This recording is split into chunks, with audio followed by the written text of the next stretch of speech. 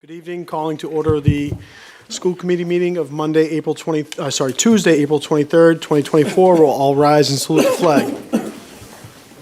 Pledge allegiance to the flag of the United States of America and to the republic for which it stands, one nation, under God, indivisible, with liberty and justice for all.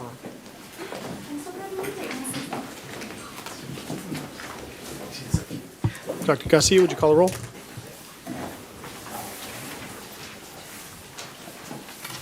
Mrs. Stacy Bronson-Rizzo. Here.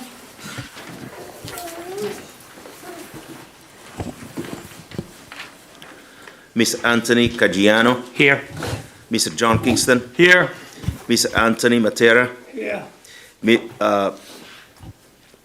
Miss Jacqueline Monterosso. Here. Mayor Patrick Keefe. Here. We have a quorum. First item on today's agenda is recognition.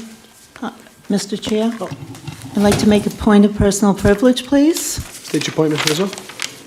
So this morning, our former colleague, Susan Gravelisi, and her family said goodbye to their beautiful mom, Joyce Adonisio. Susan always said that she was a tough cookie and would tell people, if you don't like it, there's the door. But Joyce did some great things, also like raising remarkable children. So in Joyce's own words, thanks for stopping by. We just hope Susan and her family are doing well. Also on Friday, the family of Linda Pasco said goodbye to her. Linda's life was characterized by her work as a custodian for Revere Public Schools, but she was so much more to our school community. Linda was courageous, funny, and humble, who never complained, and no matter what the day brought, she approached it with love. Our thoughts, prayers, and love go out to the families and friends of Joyce and Linda. Would you please stand with me for a moment of silence for these beautiful, strong women?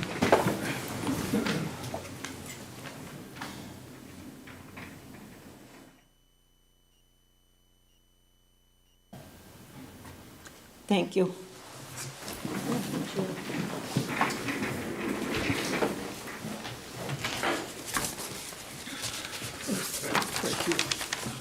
Okay.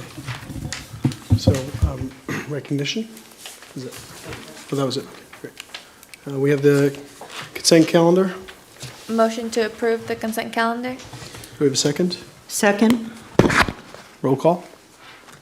Mrs. Stacy Bronson-Rizzo. Yes. Mr. Anthony Caggiano. Yes. Mr. John Kingston. Yes. Mr. Anthony Matera. Yes. Miss Jacqueline Monterosso. Yes. Mayor Patrick Keefe. Yes. Motion passes. So we have the student representative report. Ryan? Good evening, everyone. We're just going to jump right into the presentation once it loads up. Oh, awesome, thank you. We're just going to jump right into the club highlights to start off. Next, it should be 2 slides down.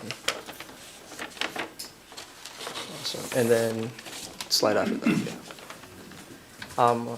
Awesome, so we have the Rock Ensemble, who will be hosting its Rush concerts on May 3rd and 4th. FEM participated in the Boston Area Rape Crisis Center's annual Walk for Change on April 21st. Speech and Debate concluded its 2023-2024 season at Catholic Memorial on April 6th. And Fatima Boso brought home a state championship in radio broadcasting, becoming the second ever in the club's history. So congratulations to her. And then Student Senate will be hosting student leaders from across the greater Boston area through its new annual leadership conference called Basics, Boston Area Student Innovation Conference on May 23rd. We'll be having a couple of speakers, and also Mazur will be also there as well. Moving on, we have the Model UN. Participants will be attending the Westwood High School Conference this upcoming weekend. Drama Club had a successful night concluding its Castle on the Island musical, and the robotics team concluded their 2023-2024 season on Saturday at the World's Competition in Houston, Texas, and the team is coming back home. And then moving forward, a couple of the students from the Revere High School and City Lab, I think it's the one before this one, or is this not updated?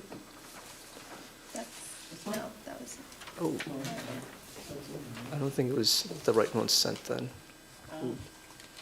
I guess I'll just go over it anyways, super fast. A couple students from the Revere High School and the City Lab were elected to represent both schools from Revere, and at the annual Student Government Day, hosted by our State Rep Jessica Ginino, where students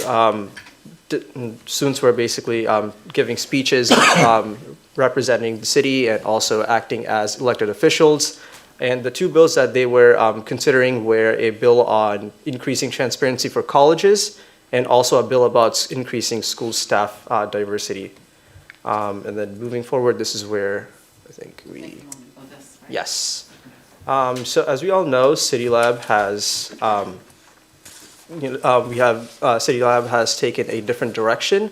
And we also believe that because it's another high school within the same district, we believe that they also have the right to have representation on the school committee, which is why I would like to present or ask the school committee to allow a student representative from the City Lab to come before this school committee as the student representatives from Revere High School do and give their perspective on student life at City Lab and also basically allow us to collaborate with them on many different issues that impact us here at Revere High School and which might also impact them at City Lab. So it will also be consistent with the Massachusetts General Law, Section 38M as it says. So that's the one thing that we would like to get permission on. And then the last thing that we're asking is support for the speech and debate and CFL tournament that is upcoming on this upcoming Memorial Day, where our teammate Endurance Nikkei will be participating or competing in the NCFLs representing the Boston Dios at Chicago, University of Chicago. And she'll be performing poetry and POI. And any donations made will go to directly towards funding, covering costs for the trip and any expenses, and also elevate the burden of the cost from the team so that we can continue to do our outreach and also make speech and debate as accessible to any student in this and who are interested in doing it next year. So that's the student representative report. Thank you. Ms. Monterosso? Raikhan, for the suggestion of having a student from City Lab, my first question is, does City Lab have a student senate or student council? So currently the City Lab has a student council. It's a bit different from what we do in student senate. However, because they have such a small student body, they were not able to get a lot of active students or consistency in their student council. However, there are a few dedicated students who consistently show up to student council, and they were also here participating with us at one of our student senate meetings. So the goal moving forward would be that a couple of the students from the City Lab come to the RHS for a couple hours, and we basically discuss about how we can best go about issues that might arise in different schools. So is the request for you all to have that small group or to have someone else here? The request is to have someone else here representing the City Lab as a student. So we will have a representative from the Revere High School presenting our aspect, and then there will be someone else from City Lab also providing their perspective. And then have both student council and student senate had a conversation about maybe possibly electing one to represent both or combining? Yep, so we had that conversation and we decided that it would be best for both schools because Revere High School has such a big population that we have two representatives, and we have one from City Lab, and we already discussed that, and we came to consensus on that number. Okay. Mr. Mayor? Ms. Rizzo? So the law does say we are to have an advisory group at the high school. And I think it's good that our students at the high school and City Lab students are working together. We changed this policy last year to include 2 students that could be here anytime. So, I mean, it would just be a change in policy if that's what people want, but we already do allow 2 of the students. And it's always been 5 members of the advisory, because I know this, when you put up that slide, it looks like it changed, but it didn't change. Am I correct, or Yeah, did I so- miss some wording? Yep, so the law is still the same, the policy is still the same, it's just we also want City Lab, because we didn't have City Lab representation before, we just want to have them on here as well, so I just wanted to point that policy out to make sure that it does say like all high schools in the district, so I wanted to include that in there as well. So maybe we can talk to them, because it's supposed to be student advisory, but in Revere, we have student senate. And just about 2 years ago, it started, you students have done a wonderful job at promoting this and having student voice. So once we can get City Lab included, it's only going to get better. Mayor, Mr. Matera. I think that's an excellent idea to have City Lab representation. The more students representation you have, the more information that you can bring us. I think the better informed we are and the city is. Thank you very much. Thank you. Thank you. Ms. Monterosso? Just to clarify, Ms. Bronson Rizzo, when you said that would be a policy we change, are you talking about a school committee specific policy? Yes. Okay, so then, at this point, I would love to refer this to the Policy and Procedures Subcommittee. We actually are scheduling a meeting soon. This can be one of the items we discuss there to work to amend and then present to you all. Great. All in favor? Just a quick question on that.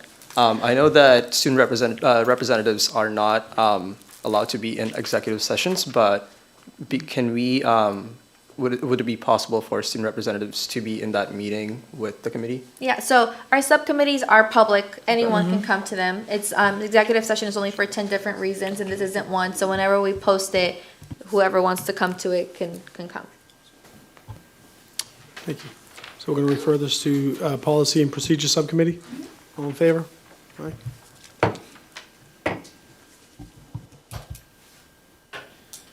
Okay. Great job, Ryan. Is that your full report? Yes. Yep. Great job. Thank you. you. We have the public speak. There you go. Sorry.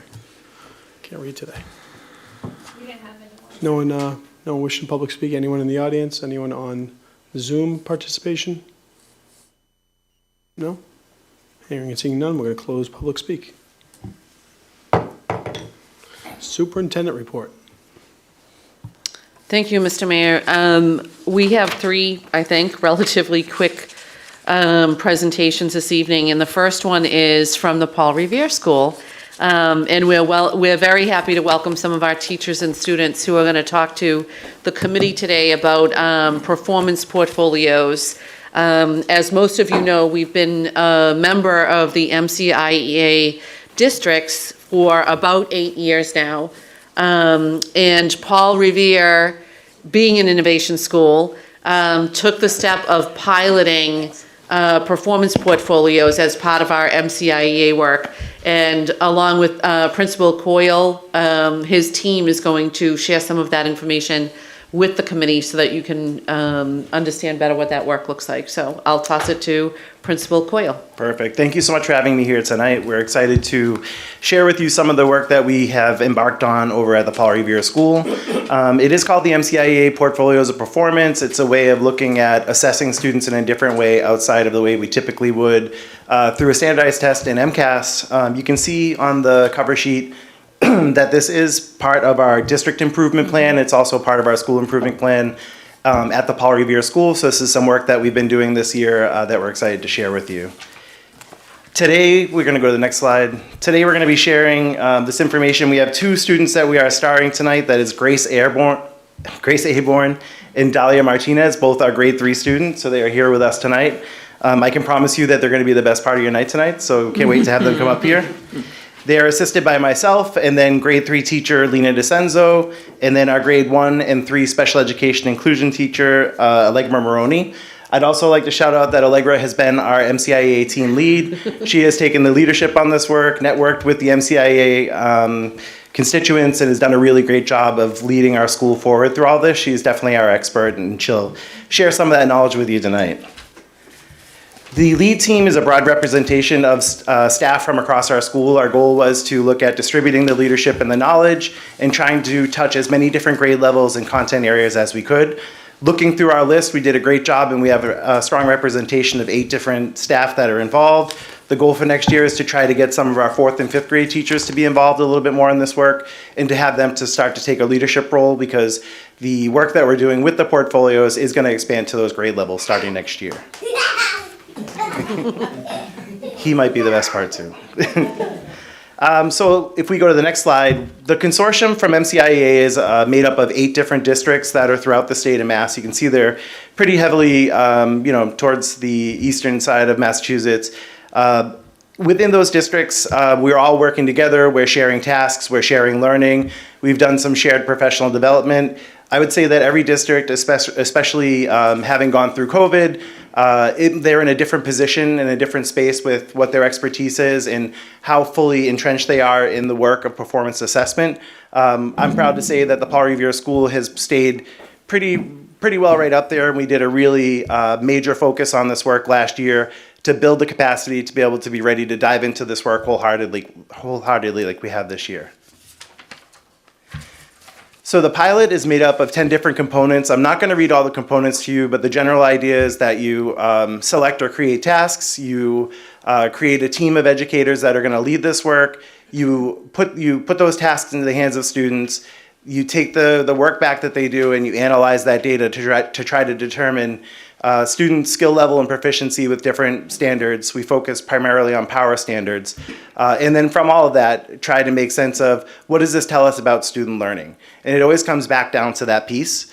You can see on the right-hand side of the slide that there are 4 different schools from within the consortium that have signed on to be part of the pilot program. So Paul Revere is one of 2 elementary schools from the entire state that is participating in the pilot program. And then there are 2 middle schools. It is representative, though, of 4 different districts that are participating in this work. So the big question, if we can go to the next slide, that came up that we started to talk about is why now? So MCIA has been around since 2016. They've done a lot of work. We've done a lot of professional development, a lot of task sharing. I think that the work has been great. I mean, the learning and the collaboration that we've seen teachers do and the way that that's transferred down to our students to get our students with much higher engagement and excitement for what they're learning while still actually being assessed in that learning has been outstanding. But where they are right now with MCIA is, in order to sustain funding and in order to be able to really continue to move this work forward and show that performance assessment that can naturally be embedded into the daily work of classrooms, that it can be just as accurate of a measure as MCAS assessment would be, which is very inorganic. It stops the learning. We shut everything down. We put bags on the walls to cover all of our things. Like, it's just not necessarily, it doesn't feel right to the kids. It doesn't feel right to the teachers. It's so different from the way the school really should be. Can we take and create these more engaging assessments that can be administered directly during class time and show that these assessments are equally as valid of a measure of student learning as MCAS is? And so right now, MCIA is in the position that during this year and next year, they need to show that this works to be able to sustain that funding. And so we're one of the schools that's trying to help do that. So I'm excited to now welcome up to you Allegra Maroney. She's our team lead, and she's going to take you through the rest. Thank you, Mr. Coyle. So this is a 2-year pilot with our work starting last November. From November to June, our teams of teachers have worked together to create tasks that were submitted to the MCIA task bank and then administered to our students. Once all the tasks are completed, they will be scored by the Paul Revere teams, and then in June, they will go through a double-blind scoring with that other elementary school in the consortium. In the fall, we will then start this process again with the hope of adding in grades 4 and grades 5 so that the scores can be compared to MCAS proficiencies. We can go to the next slide. So performance assessments are meant to appeal to a wider range of learners. When a performance assessment is created, the educators are thinking about how any student of any ability can access it and what the end result could look like. The objective is to get the student to be engaged and show off their knowledge of the content in a way that feels genuine to them. For example, a student who has trouble writing might create an oral presentation instead of a written essay. The end result could and should be unique for each student, yet they are graded on the same standards based on a rubric. You can go to the next slide. The school year, wait, what? I don't even know what I wrote. Sorry, friends. So this school year, that was the word I was missing, grades 2 and 3 participated in this pilot, and next year grades 4 and 5 will join. Each team identified power standards with the help of our math and literacy coaches, bless you, Thank you. which guide our task creation. This year, both grade levels focused on math, and the tasks covered all of the foundational skills that are needed for the next grade level. The tasks are not supposed to take a long time to complete, which both students and teachers alike appreciate. You can go to the next slide. So within this pilot, there are 3 tasks that were implemented that have set the students up to be prepared for the next grade level and show the range of abilities within our student body. Each final product showcases what a student can do and that they are proud of because they had the authority to choose their journey within the task. The data reflects a more detailed view of what the student can actually do rather than a cut and dry numerical score that was derived of whether or not the answer was right or wrong. Now, we get to see some of that work in some of our students.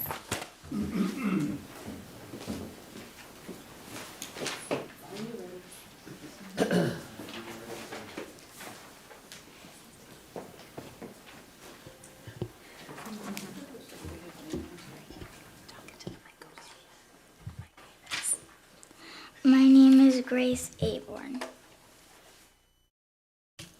First, I thought of a question I wanted to ask the other 3rd graders. My question I asked the other 3rd graders was, what is your favorite color? Then I came up with my categories, which were green, purple, red, and orange. And I then surveyed the other 3rd graders to see what their favorite color is. Then I created my picture graph where I added a key that equals 2. If you can go to the next slide, please.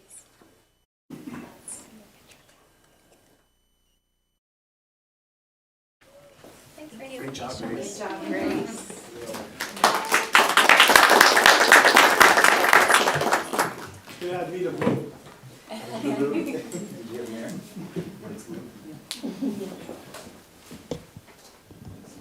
Next slide, please. After this one? Mm-hmm. Oh, well, Yeah, this one. Yeah. Dalia Martinez. First, I designed my circle pizza and partitioned it into 8ths. After that, I decided what toppings I wanted on my pizza. I put 2/8 olives, 1/4 pepperoni, and 4/8 ham.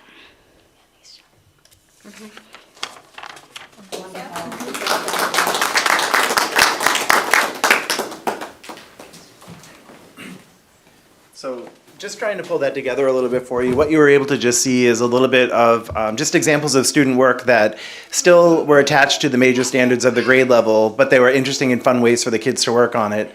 They were able to show their knowledge independently and create something that they enjoyed. They had a lot of communication with their peers. They were able to come up and present it with pride today and show you what they learned. And that's kind of the energy behind this whole MCIA work. And when we talk a lot about deeper learning, it's about being able to have the kids show themselves in that work and have some independent choice in the ways that they're going to show that knowledge. So that was an example for you, those 2 assignments. So hats off to the girls. They did a great job. Can I just add one thing there? Sure. So just looking specifically at Dahlia's work, I know that typically we could ask students in the 3rd grade to add fractions. And that's the kind of task that normally a teacher would put in front of kids. It might be 1/2 plus 1/3 plus 1/4 or whatever the case may be. But that's very different and doesn't necessarily teach the student how to understand the fraction the way saying, you show me a problem that comes out to one whole using 3 different fractions. And that's where the student choice comes in, and it's where the deeper learning shows that this child actually has an understanding of different kinds of fractions and how they can be combined to make a whole. Yep. Whereas many of us probably learned just the routine involved in adding 1/2 plus 1/3 plus 1/4 or whatever the case may be, and never really understood why we were finding a common denominator and what it meant to add the numerators to get the total and what a mixed number was instead of an improper fraction. And all of these kinds of mathematical terms that a lot of kids struggle to demonstrate they might understand, but in this kind of a deeper learning experience, they can demonstrate that they really do understand the concept. Quick question for Dahlia. Dahlia, when you look at pizza now, do you think of fractions? Yeah, I thought so. See? So she's seeing it in real life and around her too. So it's not just the abstractions that we're used to of a pie chart that's drawn and it's just a circle. She's seeing it in life and she's connecting that. Every time she sees pizza, she's going to know about her fractions. It's great. And if I can just look at Grace's work at the same time, we talk a lot about surveys, especially now when we're going through different kinds of elections and things like that, and really being able to demonstrate how you understand what a survey is and how you can identify a maximum and a minimum and different pieces like that. We could just say to a student, here's a data set and this is what it means. But when you say, what are you interested in? What do you want to know more about? And then they actually go through the exercise of collecting the data and then showing the data the way that Grace did with her work that she showed us. She's showing, again, a deeper understanding of that knowledge, and it's going to translate into when she sees a graph in a newspaper, understanding better what that graph is showing, than if we just said, here's a fake graph about information that you don't care about. Do you think that's right, Grace? No. That's okay, you don't have to agree, it's all right. Yeah. I mean, and essentially too, if you think about it, it's a little bit more work for teachers too, because you're giving that open rein for the kids to do these different things, and you can't just, there's not just one answer key. You have to really look deeply into each person's work, but then the kids have so much more investment and excitement in it that we're really enjoying ourselves. So It's wonderful. Ms. Monterosso. I think my first thing was I was not talking about surveys or how I partitioned pizza when I was in 3rd grade. So that level of high vocabulary also shows the great job that our educators are doing to bring a holistic approach, even when it is mathematics. I think the other thing is bringing in the student interest shows the emphasis that our district has on that culturally responsive and sustaining practices, because we're bringing in our students' priorities and their interests, and so that they can make it applicable to what they're doing. So just great job. thank you. Thank you. Kids, would you like to thank your educators, your teachers?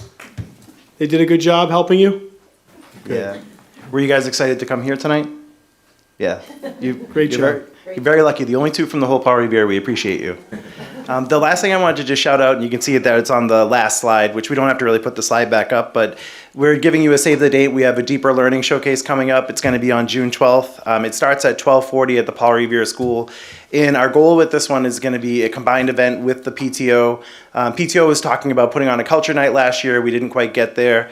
They were going to do it again this year, and we have the idea of trying to combine the 2 events to make it like a really big open house at the school to showcase student work.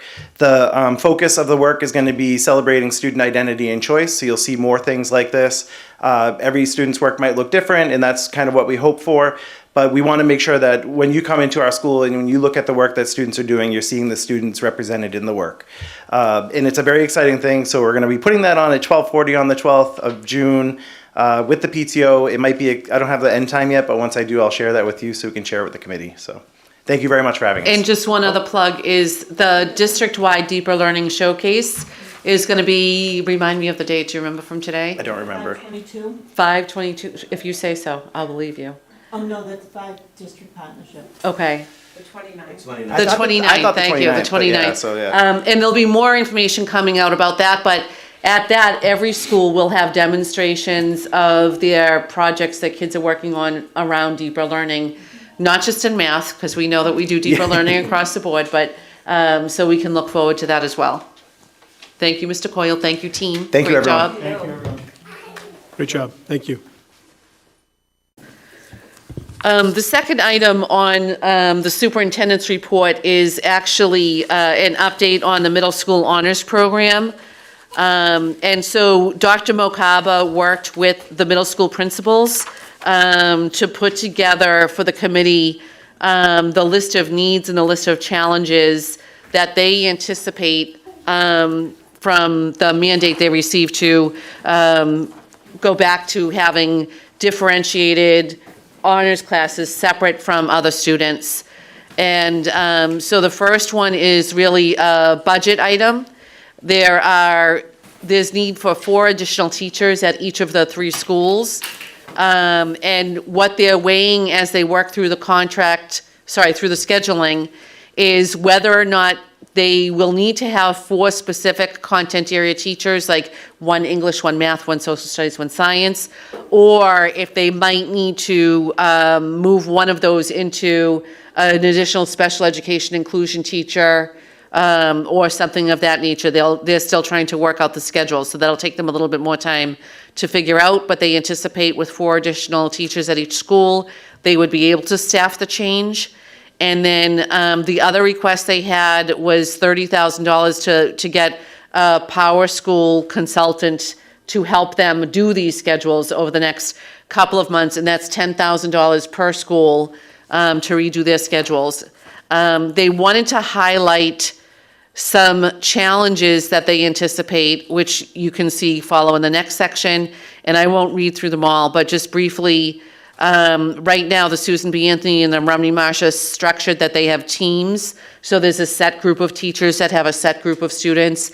And then those teachers have common planning time and they have PGT time and all of that. They're not sure if they'll still be able to maintain that. Their hope is with the 4 additional spots, they'll be able to, but they won't know that until they get deeper into the scheduling process.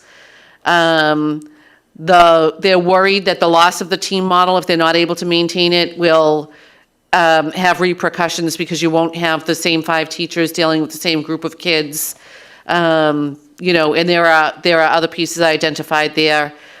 The second major worry they have is about encore and theme classes, because the restrictions that'll be placed on if a student is in a particular honors section, they may be unable to select their preferred elective. In which case they would be assigned into something else. So they just wanted to bring that to the committee's attention. And they just would like to know if they can move forward with those 4 positions so they can move forward with the scheduling. And that way they can notify families and students of exactly how everything's going to play out and get that process moving. So even though the budget is not yet approved, they're hoping the committee will consider at least those new positions sooner than later, so they're not waiting to hire on those. Ms. Montrose. So a few questions others might also have. So I guess this is more maybe a question for our Chair of Ways and Means. If we provide the 4 teachers to start those positions now, does that come from this fiscal year's budget or next, or where does this align to where we are right now with budget? Yeah, this would be out of next year's budget. We wouldn't be hiring these people to start right now. We would be looking to hire them to start in the fall. So it would 100% fall into next year's budget. And I know the Ways and Means Committee has a meeting scheduled on May 2nd. It might come to the point, especially if we don't know what the Senate budget is just yet, that we have to look at, there might be some requests that we can approve and some that we can't. I would urge the committee to put these in the grouping of requests that we can approve so that they can move forward with that process. And then there'll be other requests that if it comes out that we don't have enough money, the committee would need to make a decision about whether they want to pull some money from the reserves, or do they want to not allow some of the other requests that we have in order to balance the budget. Like, that decision-making would have to happen, but hopefully we could approve these 12 positions even without a full budget approval. Mr. Bottom line, will there be honors classes grade 6, 7, 8, 9, 10, 11, 12. So I think what we're talking about right now is middle school, 6, 7, and 8. And yes, that was what they heard was the command of the committee, Yeah. that there be honors classes 6, 7, 8 in the 4 content areas of English, math, science, and social studies. And so that's what they focused on in crafting this. Because at the high school, we have so many more teachers and a much broader schedule, I don't anticipate that we'll need additional staffing there. There's not the same kind of limitations.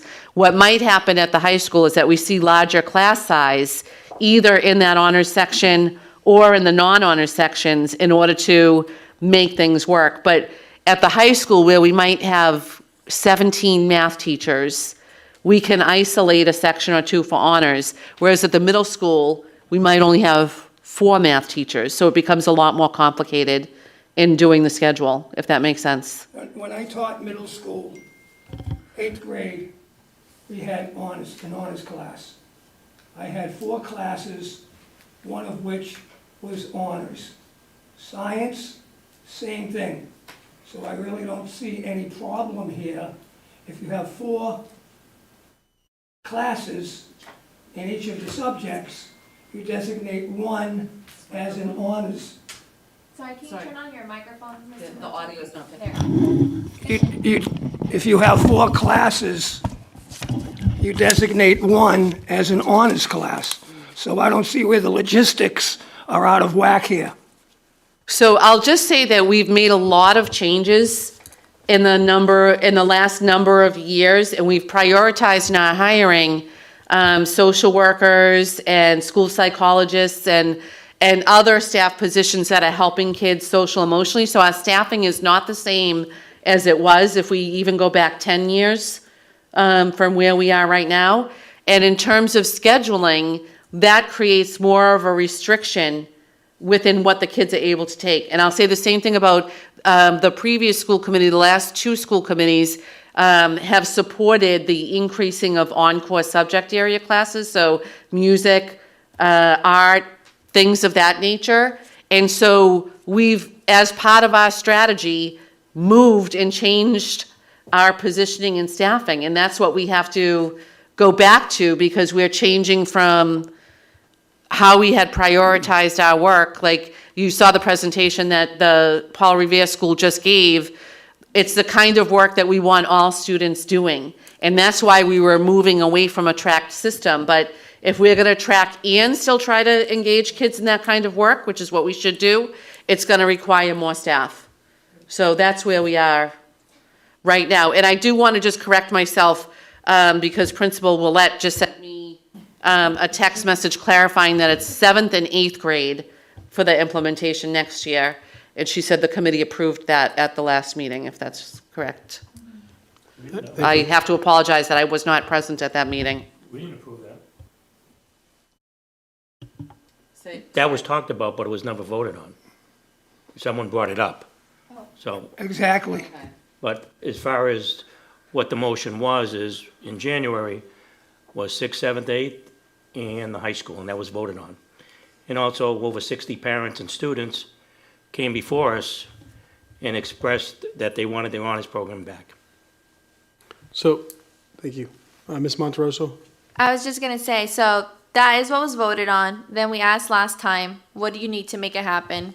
You need 12 teachers and 30K for Power School. So I just want to know how we can make that happen for you today so that we can actually implement it. Because otherwise, That would be great. so I guess this is my first budget season. I know it's the first for a few others who just got elected. So just my question is, if the budget's not done, how do we make this happen while also being good stewards of what's to come if the budget isn't finalized?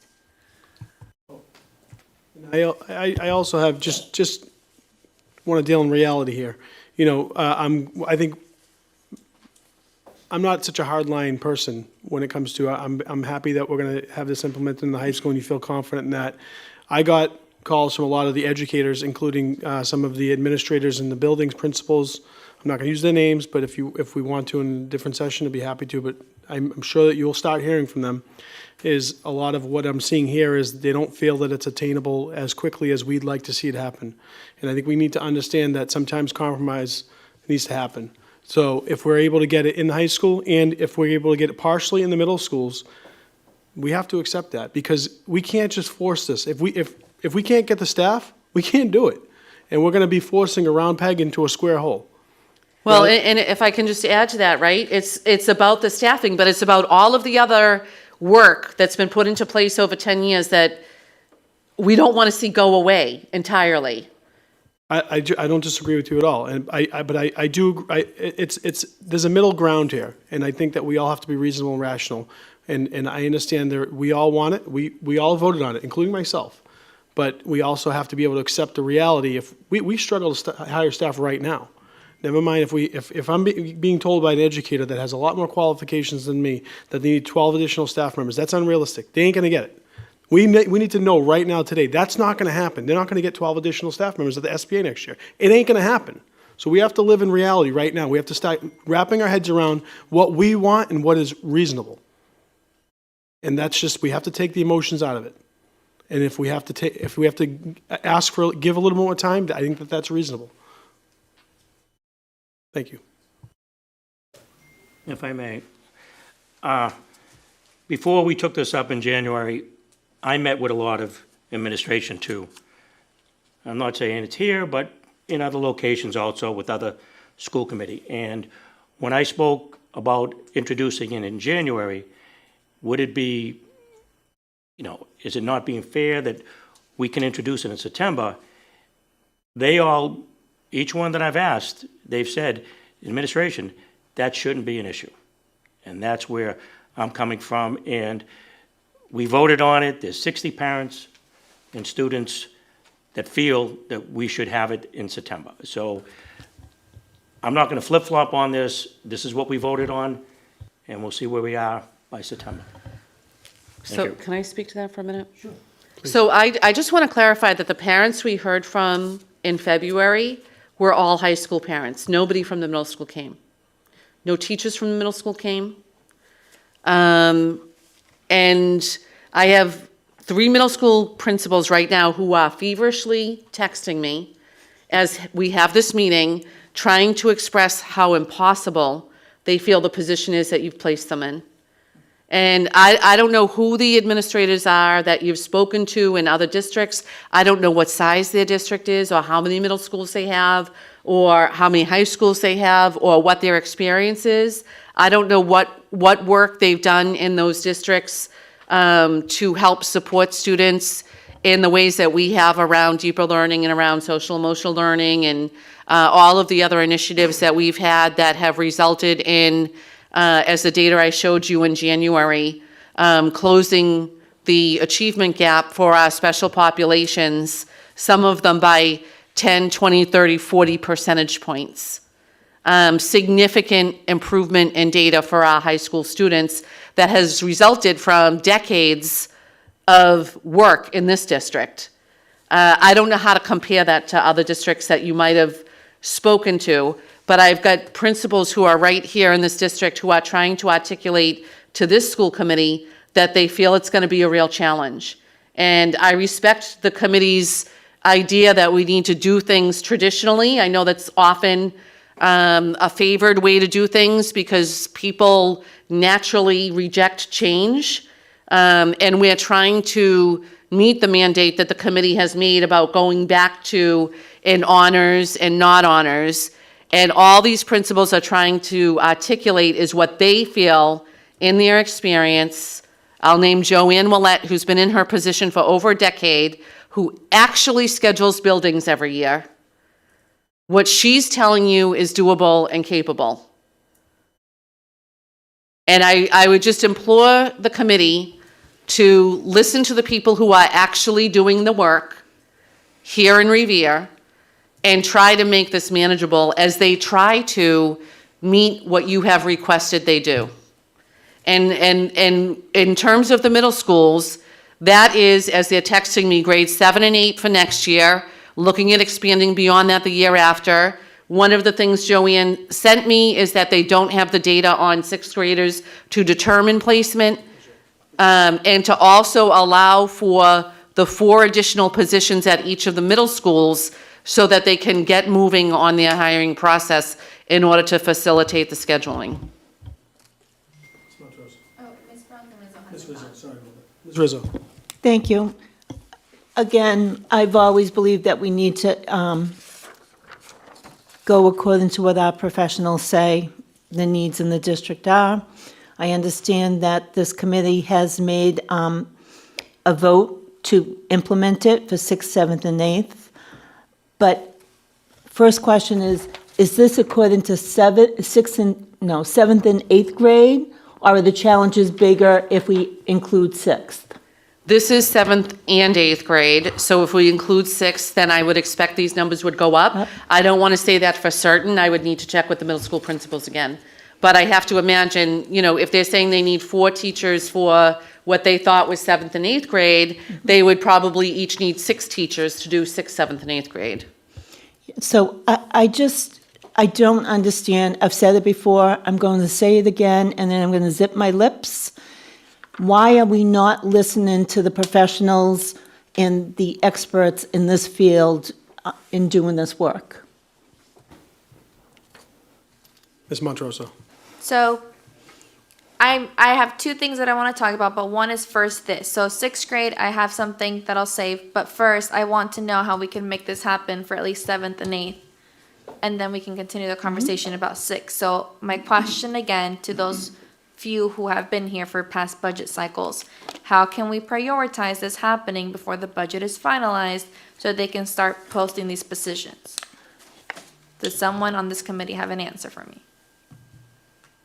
Ms. Bronson Rizzo, you've been here a few more years. I've never been on the Ways and Means Committee, but I will say if this committee wanted to take a vote to prioritize the 7th and 8th grade as given to us, I don't see why we can't have that a priority in the budget and sent to Ways and Means right away.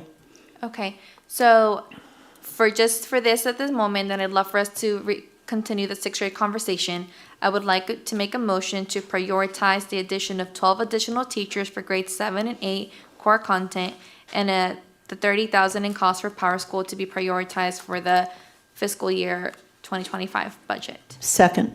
Is there? It's even posted. Pardon? Isn't this an open meeting violation where we're not here to make a priority. motion on it? No, you can bring up motions whenever you want, as long as the agenda item was in the agenda, and it is. This is to refer it to the subcommittee, so it's a priority. Okay. Any other discussions or questions on that? I totally agree that they would probably need some more positions. I understand that. We've hired more social worker type folks and maybe less teacher type folks, I guess. But my only problem with the whole thing is, it's not like we never had honors in middle school, and it's not like it was 20 years ago. It was only 4. So I would think the scheduling and things like that would be in a draw somewhere. And while I'm not against the 30,000, I get it, we need some help with some things in setting Power School back up. I don't have a problem with it all, but it's just, I just want people to understand, we did this 4 years ago. It's not like it's reinventing. We're not going to Mars. We're bringing back an honors program that was shelved 4 years ago. I understand you might need some more staff because staff have been rearranged in the last 4 years. I get it. I don't have a problem with it. But I do have a problem with the tremendous pushback, in my opinion, about this because we just did it 4 years ago. It's not that it's never been in the district before. So that's the part that I'm having trouble with. I understand you need more people. I get it. I understand it, and we can make it a priority. I don't have a problem with that. But I do feel, the pushback part's the part I don't get, because we did it before. So I'll give you one example, Mr. Kingston, to speak to that. In the last 4 years, our EL population has risen by almost 25%. So the students that have requirements in their schedule that are unique and different, even in the last 4 years, is very, very different. And that puts limitations on the scheduling, which forces the additional staffing. Again, I didn't say a word about the additional staffing. Wasn't what I said at all. So I just wanted to add to that, Ms. Monterosso, if I could. And again, I was supportive of Mr. Kingston. I was supportive of your motion, but I also want to put it out there that, a lot does change in 4 years, but it's also more of the timeline, and they're being realistic to, I'm willing to get halfway and then try to get further along in another year. If this hasn't existed in 4 years and we get it partially in place in the 5th year, and then we get it fully in place, or even a little bit more partially in place, and it's fully in place within a couple of years, I think that it's very reasonable. I think it gives everyone a time to adjust. The school system, as we know, has changed dramatically over the last 4 years. It's wild. We know that. There's so many different changes. There's so many different changes to the education policy. There's so many different changes to the environment. To be able to just sit there, and I don't think that anyone's doing this maliciously, but to just sit there and pound our fists, and I can't be that person and say, you're going to do it, and tell a superintendent that, quite frankly, wasn't for this, but she is willing to bend and buckle with us and work with us, and to have educators be able to do the same. I feel that that's the more reasonable, rational way to go. And that's just my point. And I'll just say the last piece is, quite frankly, and I don't want it, please don't say this, Dr. Kelly, she could tell us no. No, she has every right to. We can't dictate this policy as a school committee. It's way out of our jurisdiction. We have expressed our wishes. I think that she's been amenable to even allowing us to listening to us and understanding that there were 60 parents here and there were people that had concerns. I think that was already a good sign, a good gesture of understanding where we're coming from, representing people and representing parents and the student population. And that's as far as we really can take it. We can't force her to do this. We can't force the schools to do it. It's way outside of our jurisdiction. Thank you. Mr. Matera. I just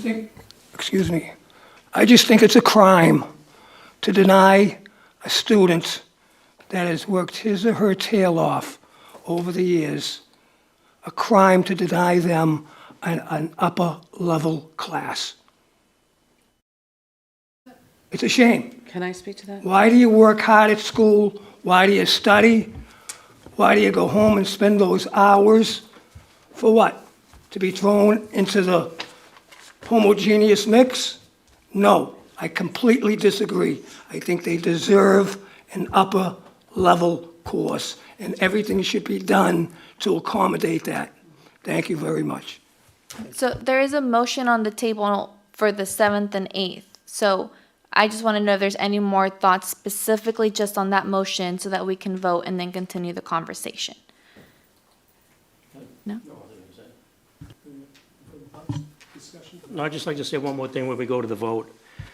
We did seek out legal counsel, and as far as counsel said is, the school committee is in charge of curriculum, policy, and standard. And that was told to us by legal counsel. Thank you. Thank you for clarification. I'm not quite sure that I interpreted it that way, but listen, I respect everyone's opinion. We're all here for the right reasons. I totally agree with that. Ms.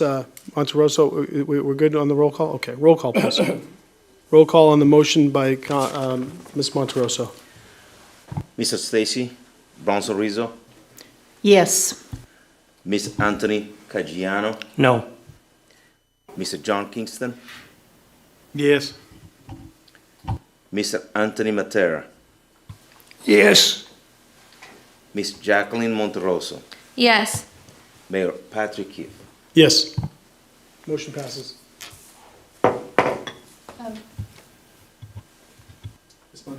Ms. Monterosso. Because we are on this topic, I would also like to make a separate motion to postpone the implementation of the honors program in the 6th grade for the 2024-25 school year until we see the success of reintroducing the program for the 7th and 8th. Do I have a second to postpone for 6th? Second for discussion? Any further discussion?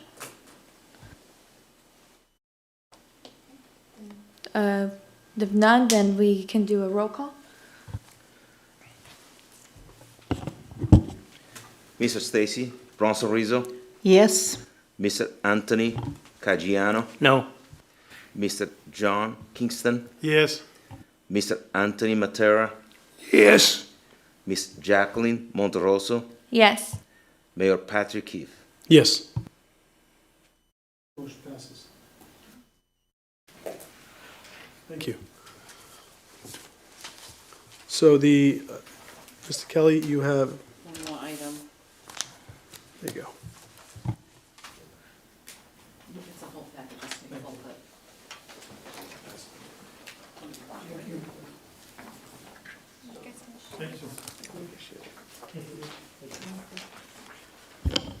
The last item on the superintendent's report is a review of the district improvement plan and the goals for the 23-24 school year. What I've done is given you all a copy of the district improvement plan with annotation notes on each of the different areas that we've been working on. And then there are also a couple of examples of work that I've included. And so the first couple of pages are exactly the same as the district improvement plan that the previous school committee voted last summer, and that you all have seen, I imagine, in the course of your work. But if you go to the third page of the packet that I just gave you, it's strategic objective 1.4.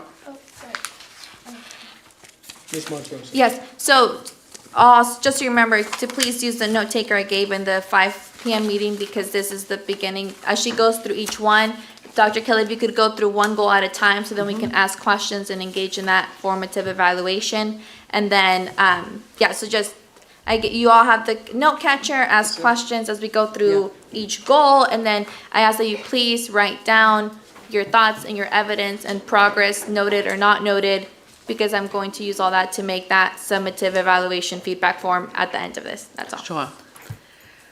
So our first goal was to ensure all families feel supported and included in our diverse community. And you can read through the process benchmarks and the early evidence of change benchmarks that are identified there. If you look under status, that's where I've put some notes. And the first one references a survey to go out the first week in May. And we have a number of our departments that are working on that survey right now that will go out to all families the first week in May. And we will ask that caregivers give us some feedback within the first 2 weeks of May so that we're able to present that data to you at the May meeting. It's exactly what I had mentioned at the 5 o'clock meeting.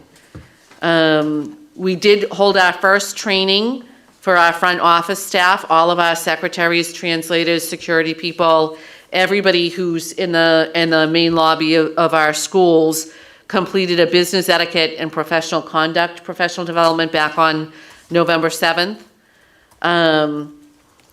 And the next item you see is increasing family engagement at school and district events, and it says attached number 1.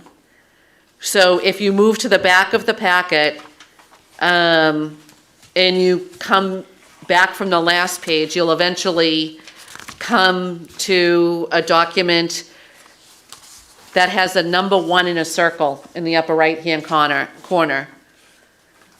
And that just refers to the first attachment. And that goes into more detail on a number of the different goals.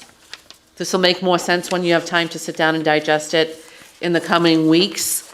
But it gives specific examples of how we worked on different objectives. And in some cases, they're differentiated by grade span. So we might be doing something different at the high school than we're doing at the middle school level, and that's identified there. But going back to strategic objective 1.4, and for those at home, these goals are on the website, so anybody's welcome to pull those up and look at them. You can see the information that's listed in the right-hand column on how we've progressed on each of those items. Moving on to the next page, which is Objective 2.2, review existing and create new student support practices to ensure alignment with student needs and make changes where necessary. Sorry, Dr. Kelly. Sure. So are there any questions on that? Oh, sorry. Goal questions on that one? To be honest with you, there's, You'll match up, right?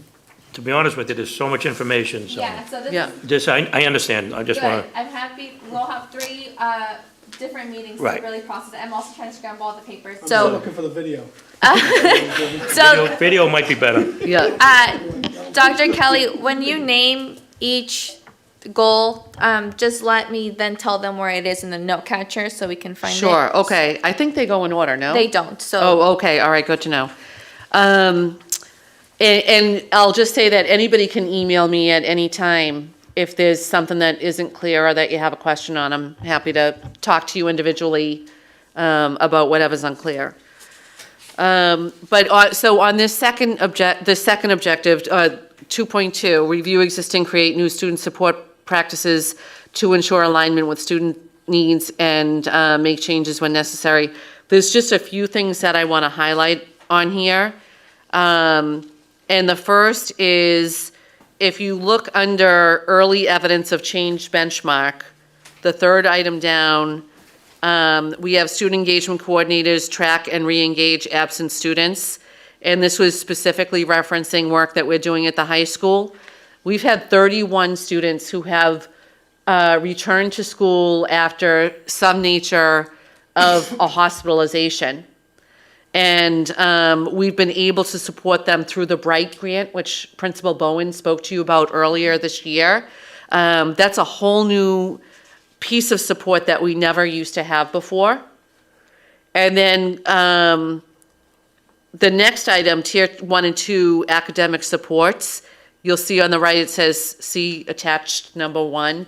So again, that's where if you go, when you get through this whole thing, if you look at that document that has the one with the circle in the right-hand corner, that will give you more specific information by grade level or grade span on progress that we've made in those areas.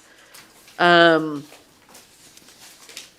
next one I want to highlight is, if you go 2 down from there, it says BBST restructuring demonstrates decreased special education referrals. And this goes back to part of the special education redesign that we implemented last year with the support of the school committee, so thank you very much.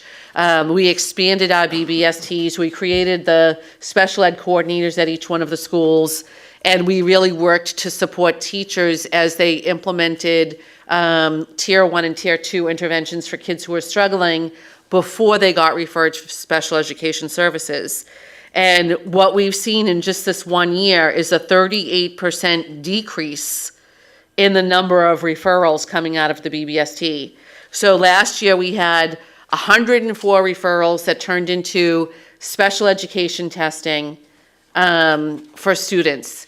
And this year that number is down to 65. Now I want to note, we're not quite at the end of the year.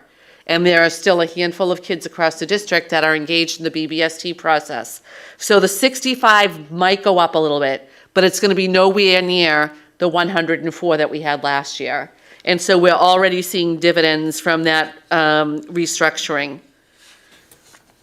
I'm going to move on to the, oh, sorry, go ahead. No, I have questions. So I think another good example of evidence here would be the restructuring of the high school, how you put everyone kind of in like groups. So could you talk a little bit more about how that's going and if there's any evidence there that you could tie to this goal? Sure, and we're waiting on collecting some of that evidence. It's related to some of the other goals that we have identified as well. But what we're tracking right now and what we'll have data for the committee on either at the May meeting or at the June meeting is what impact has it had on student attendance and engagement, which we expect to be improved from the student engagement coordinators. Some of the data that you do have here, if you look at that attachment number 1, is the number of students that have been engaged in the STEM Center and the Writing Center has significantly increased because the student support specialists that were part of the high school restructuring are actually engaging those kids and moving them into those different programs. Thank you. If I go on to the next goal, objective 4.1 was to increase the district's capacity to provide social, emotional, and mental behavioral health interventions. And this is along the lines of what we've already talked about this evening, but you can see all of the pieces that have been put into place for each one of these initiatives. One of them, the very first one, was to ensure adequate specialists are available to meet student needs in all areas related to SEL and mental health. And we still have a couple of open positions, specifically school psychologists that we've been unable to fill.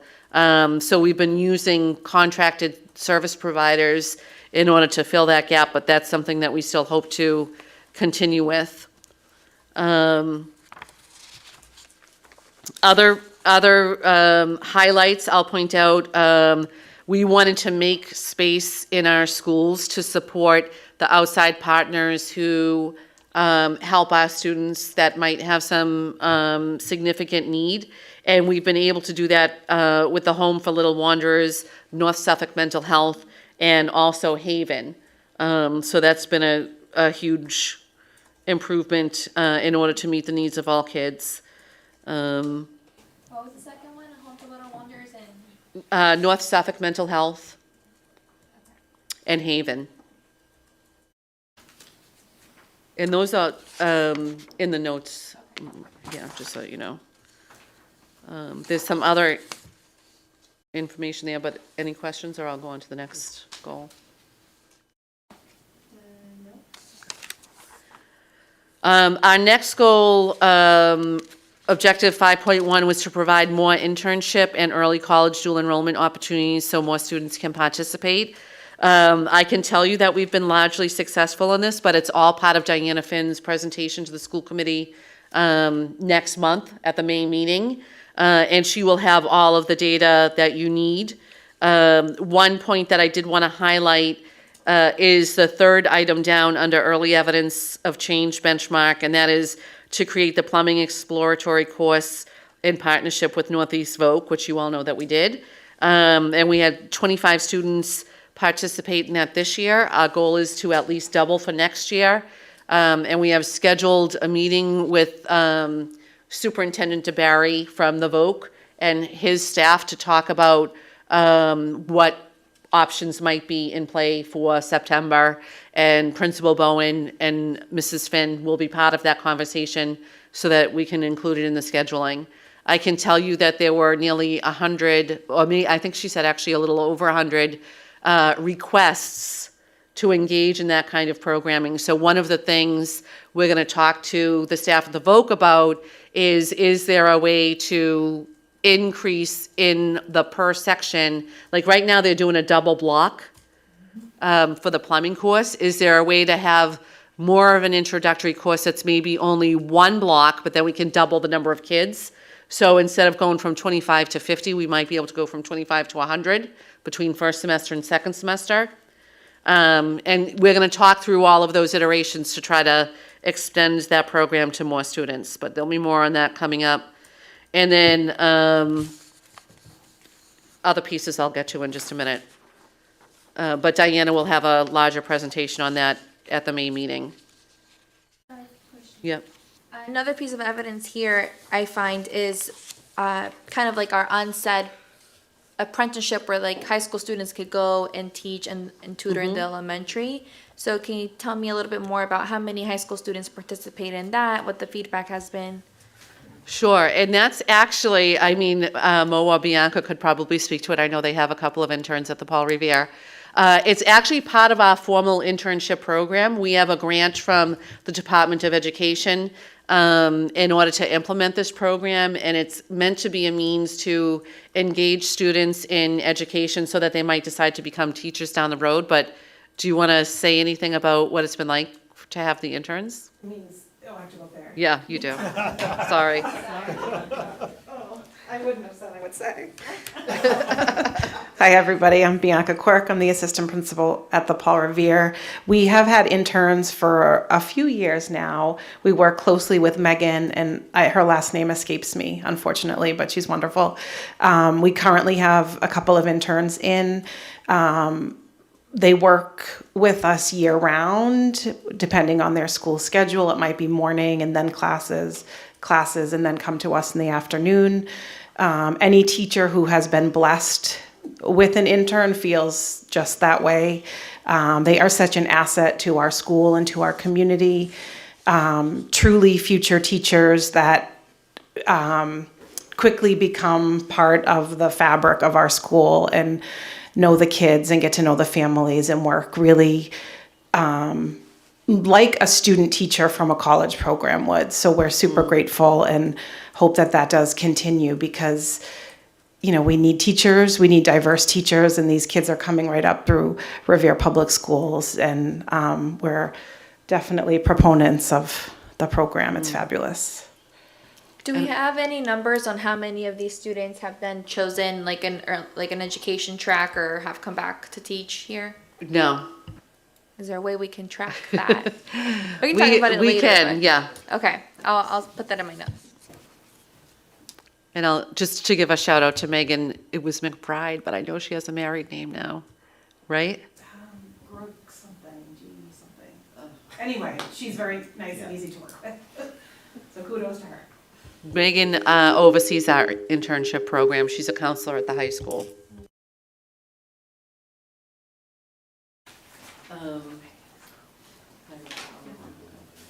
Moving on to our next goal, objective 5.3 was to enable students to exercise choice in how they demonstrate their knowledge and learning. You saw a little bit of that exemplified by the Paul Revere School tonight. You'll see more of it at the district-wide showcase that's happening, we now know, May 29th. And then we also are going to have a data presentation. As I mentioned, we've been doing a lot of classroom observations with teams of teachers and administrators traveling together to collect data in classrooms, and we'll have that information ready to present to the school committee at the June meeting.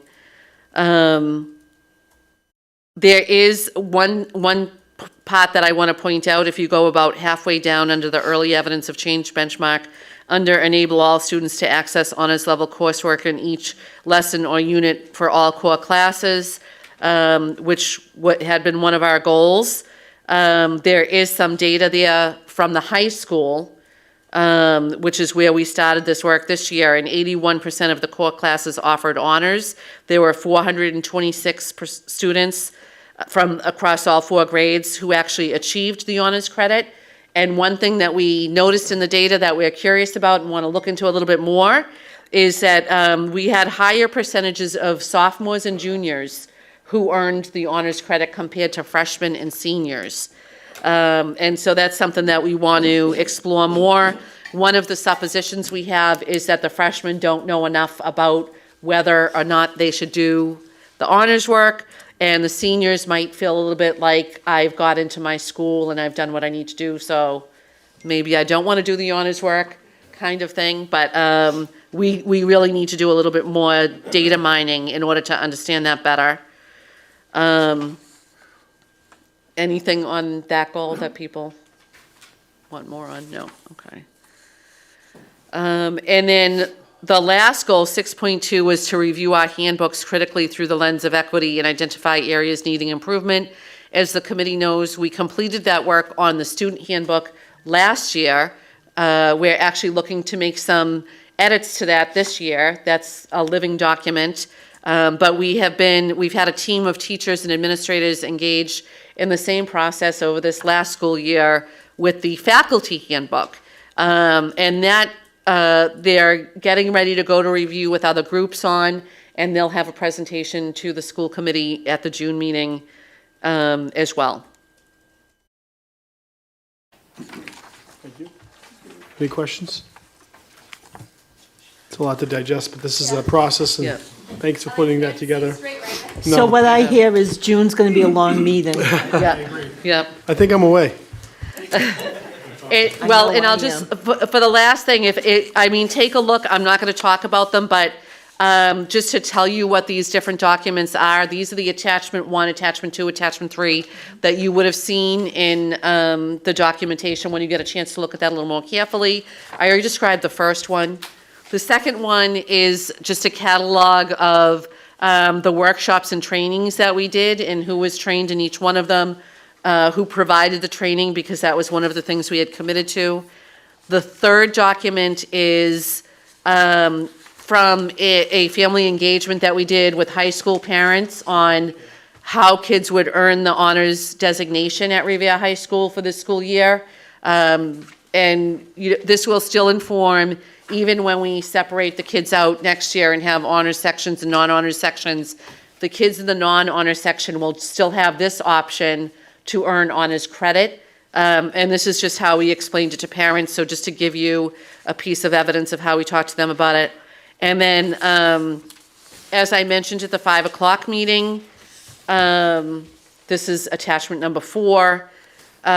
We asked the administrators to reflect on where they saw good progress and where they thought we needed to focus our attention. And that's what you see in attachment number 4. So that's not my evaluation of where we are on the goals. That's kind of what's written in the goal sheets I just went through. This is more of the principals and directors' assessment of where they think we are with the goals. And then on the back of that second page, where they think we need to pay closer attention going forward in order to get closer to the goals. And that's it. I'll stop right there. Ms. Monterosso. So just voicing over so you all know, I think a little bit more evidence that, and I'll put this in an email, for me would be, I know that Ms. Finn is going to present on the different types of internships, but if we could have that on a piece of paper, just so I can process that better. And then I know we have a lot of external supports that we provide students and families, like Little Wonders and the other you mentioned, but if we could have kind of a write-up of what all those supports are so that we can kind of document like that progress. There's a lot, so maybe just like a little sample of like maybe like topics that are covered. I'll think through this more and then provide it to you, but just different things where it would be helpful for me to have that evidence so that I can use that when I'm writing the progress that I've seen. Would be really helpful. And then just a reminder for everyone else, you'll process through this, read through it, send me any requests for additional evidence you need before the May meeting so that we can continue the conversation then as well. So thank you. Thank you. Great. Placed on file. Okay. And that concludes the superintendent's report. Great. So we have the hearings, report subcommittee, personnel subcommittee. I think I've given my updates. It was mostly just the evaluation, so no need to reiterate myself. Okay, great. Thank you. Thank you. Thank you. Health and Special Education Subcommittee update. Yes, just that we met Wednesday, April 10th. April 10th. In attendance was myself, Aisha Milbury Ellis, also Assistant Superintendent Dr. Galucci, Ed Special Executive Director for Special Education, Sarah Humis, and Directors of Student Services, Lisa Hannafin and Katie Phelan. Also, Dr. Diane Kelly. And basically, at our last meeting, it was voted to send and have a discussion on the relocation of the Ascend program from Susan B. Anthony to Garfield Middle School. So I did start off the meeting to remind everyone that we have unless there's a budgetary impact, we have no authority about moving a classroom. So unless there's a lease to house the program, or if we have to hire more educators, we do not approve the relocation of classrooms, although we certainly may support it or not support it. Sarah Humis asked for a couple of different things. She was asked a few things about support for long-term vision and the 6 through 8 life skills class. But those are all in my minutes. I am just going to say that we did take a vote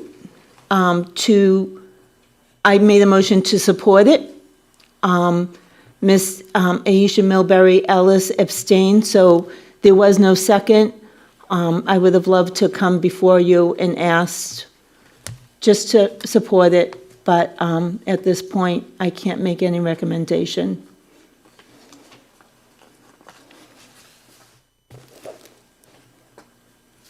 And that's it. Sorry. Thank you for your update. So there's nothing to bring to the table? No, there's no, okay, No? thank you. Anyone, any comments on that? Health and Special Education Subcommittee? Mr. Kingston? I would just like to go on the record as being opposed to it. I just don't feel comfortable with the students being on the third or fourth floor if they have mobility issues. I understand Dr. Lucci said there's no one next year will be currently in a wheelchair, but we have no guarantee that we wouldn't have a student or two come in during the school year. And I just don't think it's a good idea to move those children from where they are now. And I just want to express that. I realize it's out of our purview. I'm just expressing my opinion. Thank you. Thank you. Mr. Caggiano? I have to agree with my colleague as far as, I'm concerned for the safety of the kids. If something does happen and they're on that third floor, I'm just concerned about them being on the third floor. They were put on the first floor for a reason, years and years ago.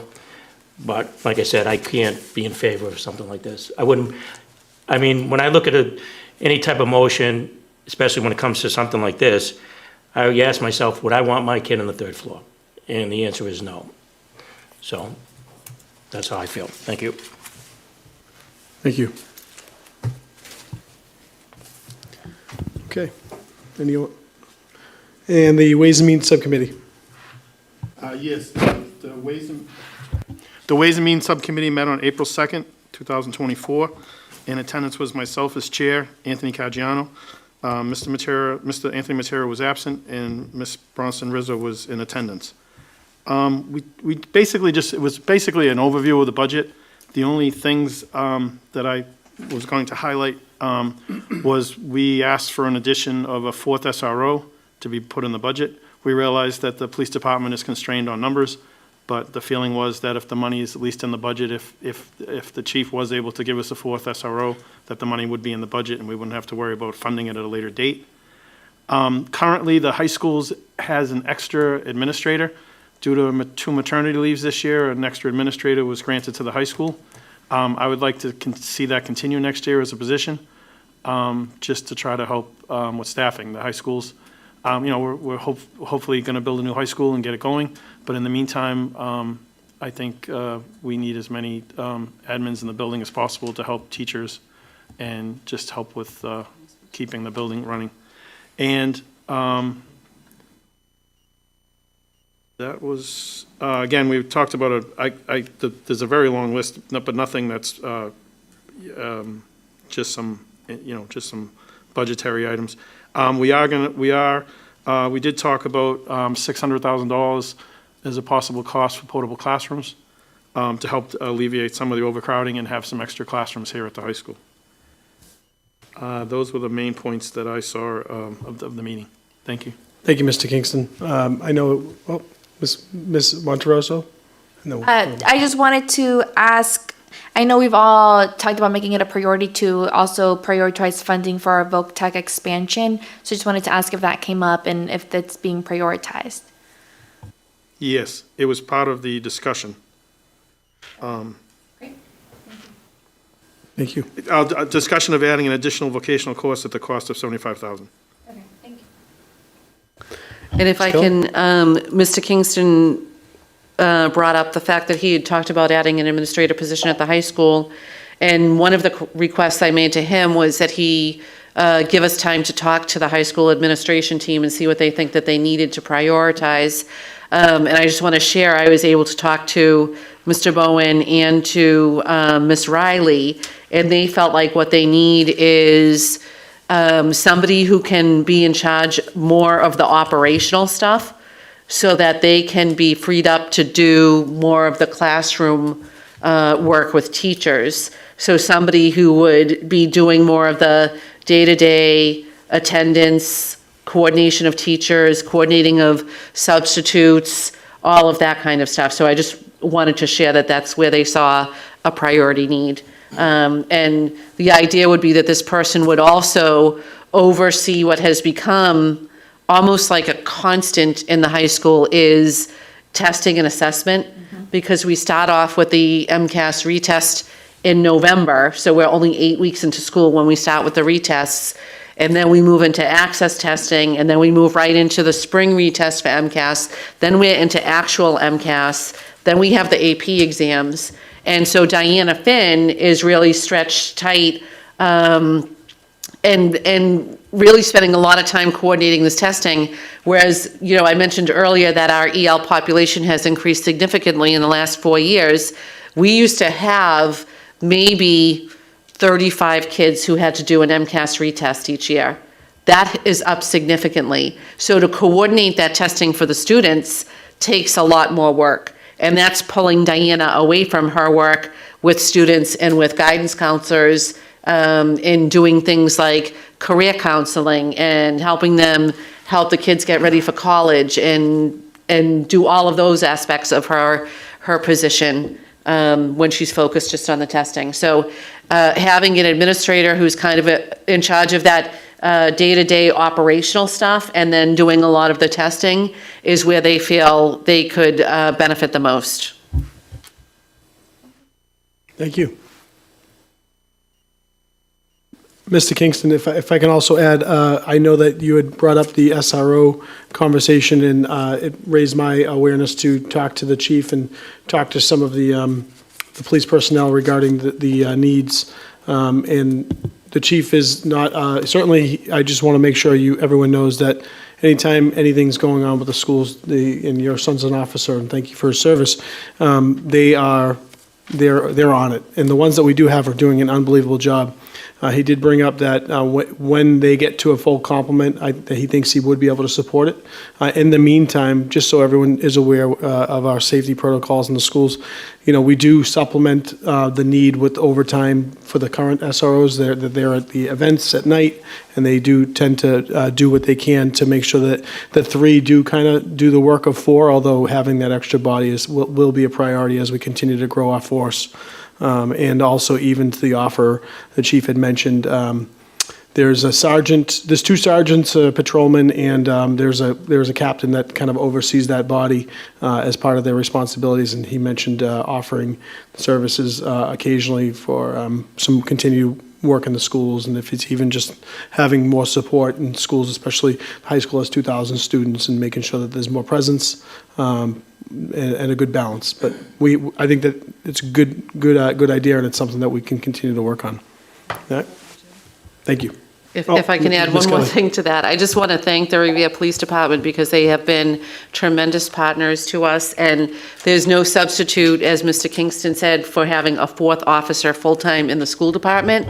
But in the meantime, when we have had an issue or two, RPD has been tremendous partners to us, and they come and they help us, and all of their officers are just amazing. So I wanted to make that clear as well. Okay. And motions. We have the motion to approve. Would you want to read these, Ms. Kelly? I think Mr. Kingston. I apologize, Mr. Kingston. You can walk on. No, please. Like, I'm not going to stop you. No, you please. Motion to approve Revere Federation of Paraprofessionals Memorandum of Agreement.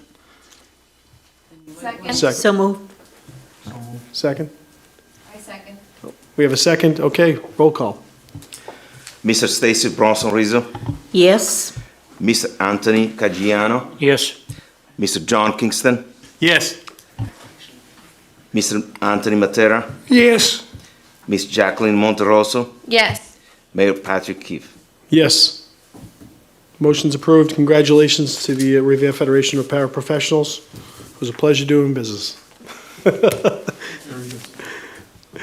know if I can read my own motion. Would you like me to read it? Yes. Okay, motion by Secretary Kingston to provide all staff at Beachmont Veterans Memorial School with an appreciation lunch for their state recognition on student growth.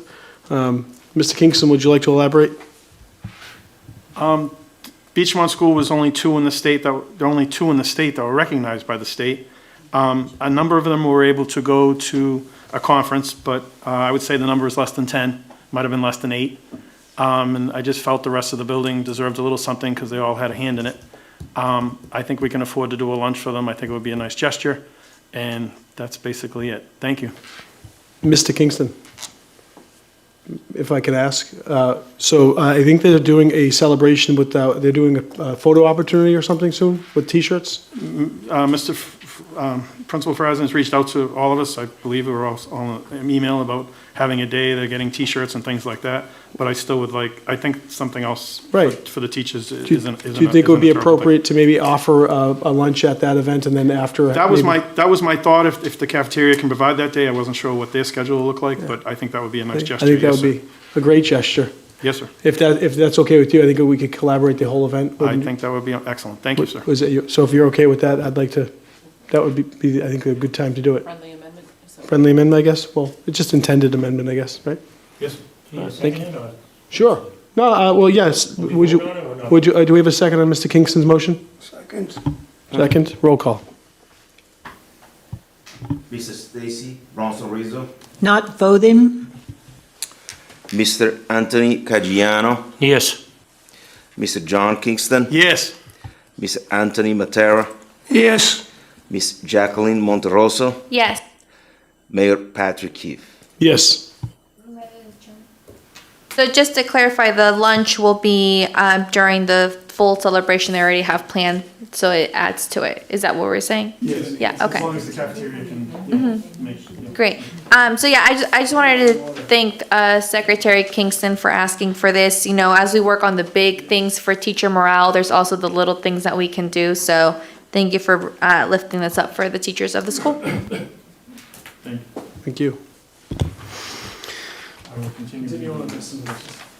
Motion to encumber $21,000 for invoice number 36 for Left Field LLC for January 2024 professional service. So moved. Second. Roll call. Mrs. Stacy Bronson Rizzo, Yes. Mr. Anthony Caggiano, Yes.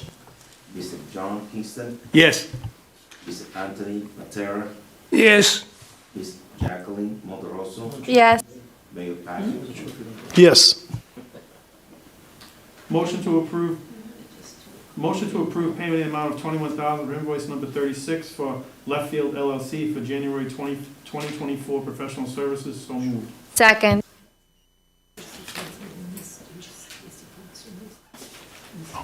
Roll call. Mr. Stacy Bronson Rizzo, Yes.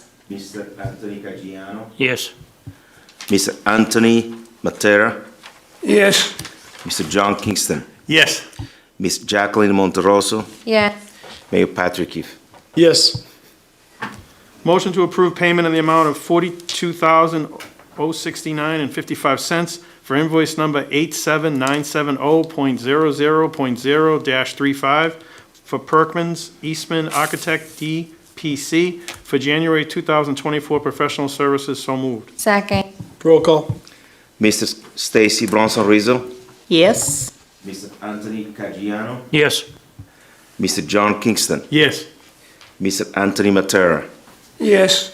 Miss Jacqueline Monterosso, Yes. Mayor Patrick Keefe. Yes. Motion to encumber $42,069.55 for invoice number 87970.00.0-35 for Perkins Eastman Architect DPC for January 2024 professional services. So moved. Second. Roll call. Mr. Stacy Bronson Rizzo, Yes. Mr. Anthony Caggiano, Yes. Mr. John Kingston, Yes. Mr. Anthony Matera, Yes. Miss Jacqueline Monterosso, Yes. Mayor Patrick Keefe. Yes. Motion to encumber $25,440 for invoice number 13 for Consigli Construction Company for pre-construction services. So moved. Second. Roll call. Mr. Stacy Bronson Rizzo, Yes. Mr. Anthony Caggiano, Yes. Mr. John Kingston, Yes. Mr. Anthony Matera, Yes. Miss Jacqueline Monterosso, Yes. Mayor Patrick Keefe. Yes. Motion to approve payment in the amount of $25,440 for invoice number 13 for Consigli Construction Company for pre-construction services. So moved. Second. Roll call. Mr. Stacy Bronson Rizzo, Yes. Mr. Anthony Caggiano, Yes. Mr. John Kingston, Yes. Mr. Anthony Matera, Yes. Ms. Jacqueline Monterosso, Yes. Mayor Patrick Keefe. Yes. Motion to encumber $21,000 for invoice number 37 for Left Field LLC for February 2024 professional services. So moved. Second. Roll call. Mr. Stacy Bronson Rizzo, Yes. Mr. Anthony Caggiano, Yes. Mr. John Kingston, Yes. Mr. Anthony Matera, Yes. Ms. Jacqueline Monterosso, Yes. Mayor Patrick Keefe. Yes.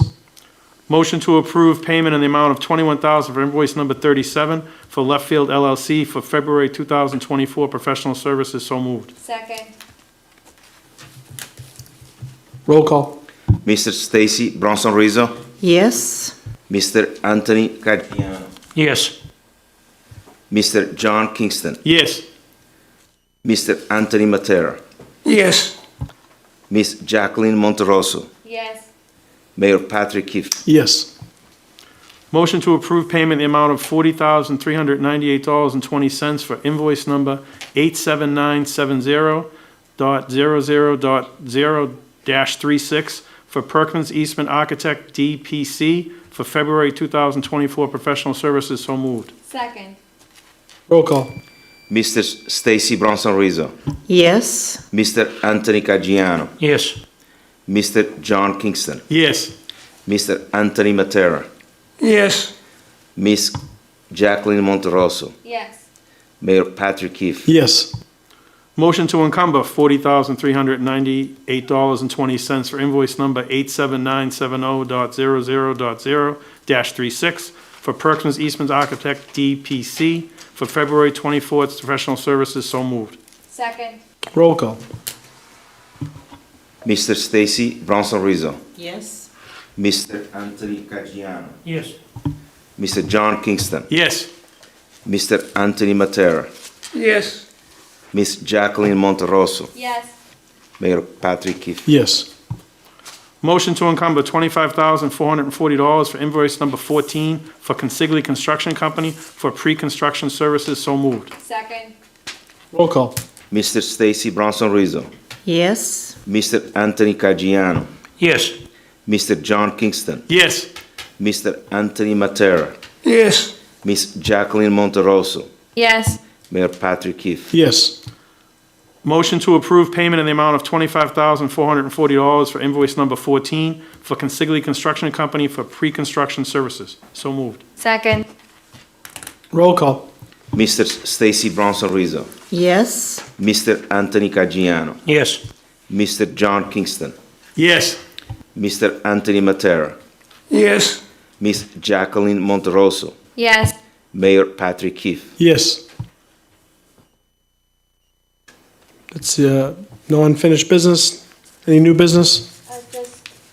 Ms. Monterosso? Just a reminder that our first school committee retreat of a 3-part series is next Monday. If you didn't get the calendar hold, I will double check. No, people don't. Get anything. Okay, so the mayor's office sent out a confirmation that that was the date and time, and then separate that everyone was on. So I will double check the calendar invite. It's from 4 to 6:30. We just ask that those who can make this a priority attend. 4 o'clock, right? Yes, 4 to 6:30. This first session will be on the division of superintendent and school committee responsibilities and what falls under whose purview. And then if anyone cannot attend, I'm very happy to deliver any printed materials so that you can be looped in. I'll double check to make sure Linda. I'm looking. She might have your email wrong. That's weird. She had John as the wrong email. But she fixed it. She did. Good. And then the session will be led by 2 guest speakers. Dr. Kelly, do you want to mention who they are? Meg Mayo Brown, who's a former superintendent and now does some consulting work in the city, and Jim Better from MASC, the school committee organization at the state level, are going to be coming to work with us. Thank you. And also, if I can take a point of personal privilege, I know yesterday was Passover, one of the highest holidays for our friends that celebrate, and I wanted to wish everyone a happy Passover, and hope you have a safe season filled with joy. Ms. Kelly? And just one more piece of information for the committee. We will be attending the MSBA's board meeting tomorrow, where we anticipate, hope, fingers crossed, they're going to approve our schematic design and give us some information in the coming week on what a project funding agreement will look like. So please keep us in your thoughts and prayers for that meeting. Motion to adjourn? Second? Roll call. All in favor? All in favor? Aye. All right, have a great evening. Have a great evening. We'll see you at the next meeting. Thank you.